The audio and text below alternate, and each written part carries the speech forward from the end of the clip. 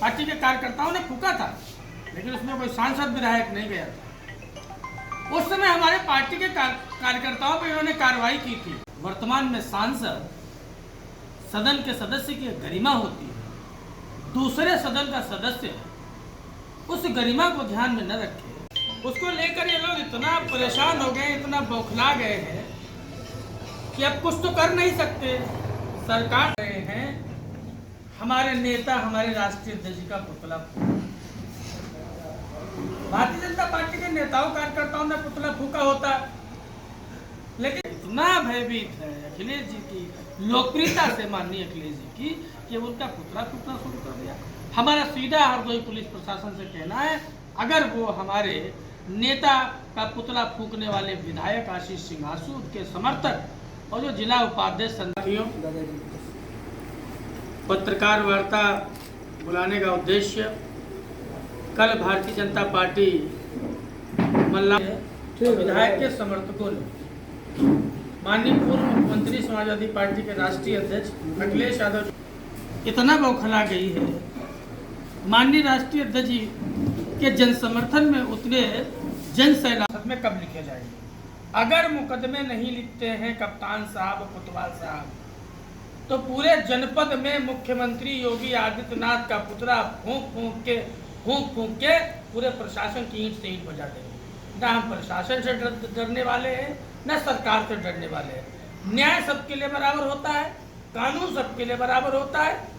जो लोग किसान, तो हम लोग पुतला फूको अभियान हरदोई में शुरू कर देंगे। गांव-गांव, गली-गली, नुक्कड़ चौराहों पर कहां आप पुलिस भेजोगे और लोग आक्रोशित हैं। लेकिन मैंने कहा कि मैं पहले मुकदमा लिखवाने के लिए मीडिया के समक्ष अपनी बात रखूंगा, मीडिया के माध्यम से अधिकारियों के समक्ष अपनी बात रखूंगा, और मैंने अधिकारियों तक मैसेज भी किए, फोन भी किया कप्तान साहब को। अब कार्रवाई की बात है, कार्रवाई न करने पर पुतला फूकने का अभियान हरदोई में हम शुरू कर देंगे। देखिए किस तरीके से पुलिस प्रशासन हरदोई के कप्तान साहब और डीएम साहब से मांग करते हैं, हमने उनको व्हाट्सएप पर भेजा भी है, कि हमारे माननीय राष्ट्रीय अध्यक्ष पूर्व मुख्यमंत्री अखिलेश यादव जी का पुतला इन लोगों ने फूका है। अगर वर्तमान मुख्यमंत्री के पुतला फूकने पर हमारे कार्यकर्ताओं पर मुकदमे लिखे गए, तो भारतीय जनता पार्टी के विधायक और उनके कार्यकर्ताओं पर मुकदमे कब लिखे जाएंगे? अगर मुकदमे नहीं लिखते हैं कप्तान साहब और कोतवाल साहब, तो पूरे जनपद में मुख्यमंत्री योगी आदित्यनाथ का पुतला फूंक फूंक के पूरे प्रशासन की ईंट से ईंट बजा देंगे। न हम प्रशासन से डरने वाले हैं, न सरकार से डरने वाले हैं। न्याय सबके लिए बराबर होता है, कानून सबके लिए बराबर होता है। जो लोग किसानों के हत्यारे हैं, सम्मानित पत्रकार साथियों,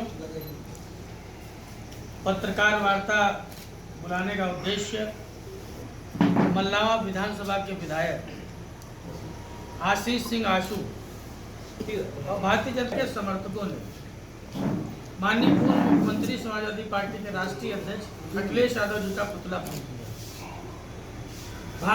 माननीय राष्ट्रीय अध्यक्ष जी के जन समर्थन में उतरे जन सैलाब आम जनता पार्टी के विधायक थे।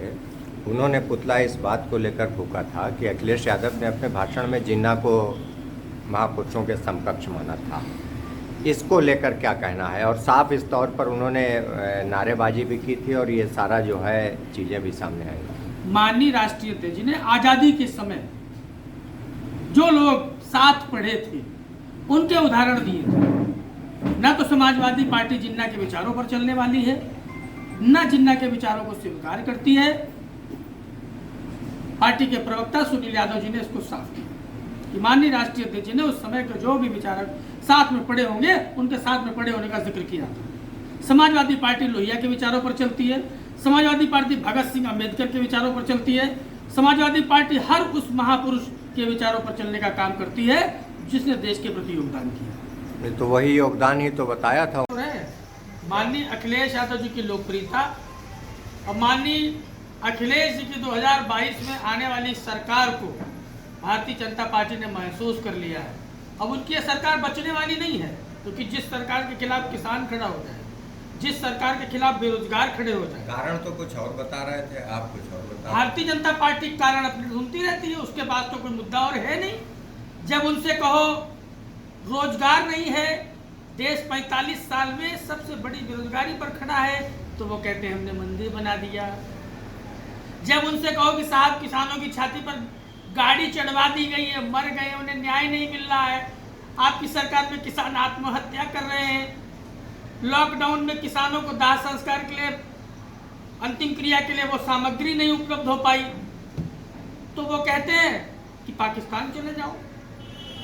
मंदिर मस्जिद की बात करने लगते हैं, धर्म की बात करने लगते हैं, शमशान कब्रिस्तान की बात करने लगते हैं। जो भारतीय जनता पार्टी के विधायक थे, उन्होंने पुतला इस बात को लेकर फूका था कि अखिलेश यादव ने अपने भाषण में जिन्ना को महापुरुषों के समकक्ष माना था। इसको लेकर क्या कहना है? और साफ इस तौर पर उन्होंने नारेबाजी भी की थी और ये सारा जो है चीजें भी सामने आई थी। माननीय राष्ट्रीय अध्यक्ष जी ने आजादी के समय जो लोग साथ पढ़े थे उनके उदाहरण दिए थे। न तो समाजवादी पार्टी जिन्ना के विचारों पर चलने वाली है, न जिन्ना के विचारों को स्वीकार करती है। पार्टी के प्रवक्ता सुनील यादव जी ने इसको साफ किया कि माननीय राष्ट्रीय अध्यक्ष जी ने उस समय के जो भी विचारक साथ में पड़े होंगे उनके साथ में पड़े होने का जिक्र किया। समाजवादी पार्टी लोहिया के विचारों पर चलती है, समाजवादी पार्टी भगत सिंह अम्बेडकर के विचारों पर चलती है, समाजवादी पार्टी हर उस महापुरुष के विचारों पर चलने का काम करती है जिसने देश के प्रति योगदान किया। तो वही योगदान ही तो बताया था उन्होंने कि आजादी में संघर्ष किया। उन्होंने पढ़ने की बात कही थी कि उन्होंने कहा था ये महापुरुष साथ में पढ़े हैं आगे, और आजादी के वक्त की बात थी, वो आजादी के पहले की बात थी, आजादी के बाद की बात नहीं की थी उन्होंने। बाद में क्या हुआ उस पर उन्होंने कोई चर्चा नहीं की। उन्होंने आजादी के पहले साथ में गुजरे वक्त, साथ में शिक्षा ग्रहण करने का वक्त, ये उन्होंने बताया। आजादी के बाद क्या हुआ उस पर सारा समाजवादी पार्टी किसी भी ऐसे व्यक्ति को अपना नहीं अपनाती है। अच्छा, आजादी के पहले जो जिन्ना थे उनके बारे में आपका क्या ख्याल है? उन्होंने शिक्षा की बात की। हम जो आजादी के पहले जो जिन्ना की स्थिति थी उसके बारे में आप समाजवादी देखिए, जिन लोगों ने देश बांटा है, समाजवादी पार्टी कभी ऐसे लोगों के साथ खड़ी नहीं हो सकती।